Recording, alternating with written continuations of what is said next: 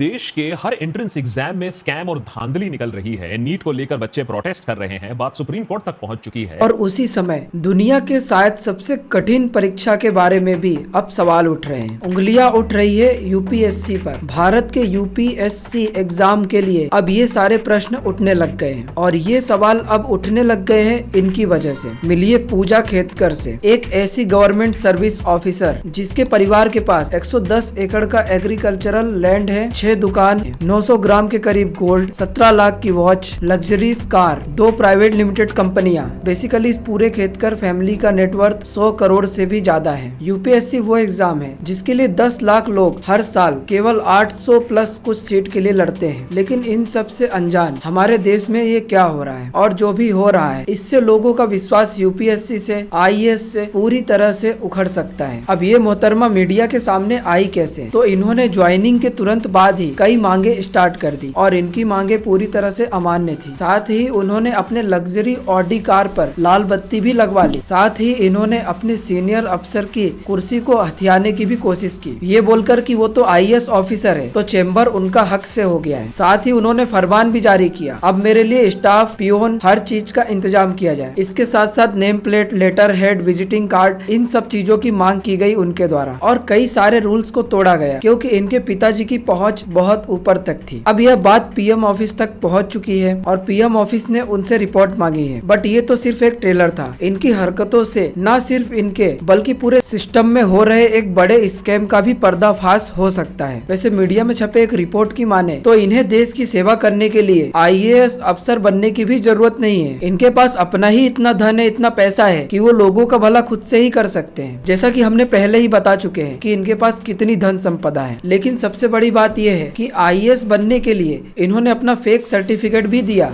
जिसमें ओबीसी बताया गया, जो कि अब शक के दायरे में आ चुका है। साथ में उन्होंने यूपीएससी में ये वाला सर्टिफिकेट भी यूज किया। तो जो इन्होंने डिसेबिलिटी का सर्टिफिकेट दिया था उसके वेरिफिकेशन के लिए जब एम्स में इन्हें बुलाया गया तो ये एम्स में जाने के लिए 5 बार मना कर चुकी थी। तो इन्होंने क्या किया, इन्होंने एक नकली रिपोर्ट बनवा ली प्राइवेट हॉस्पिटल से। अब देखना यह है कि हमारे देश का भविष्य कहाँ जाता है, क्योंकि आज के तारीख में कई एग्जाम में ओपनली चीटिंग हो रही है, जहाँ पर टीचर खुद ही बच्चों की मदद करते हैं चीटिंग करने में। और इसी के साथ कई ऐसे स्कैम हो रहे हैं जो कि एजुकेशन फील्ड में नहीं होने चाहिए, बिकॉज यंग बच्चे ही आज भारत का भविष्य है।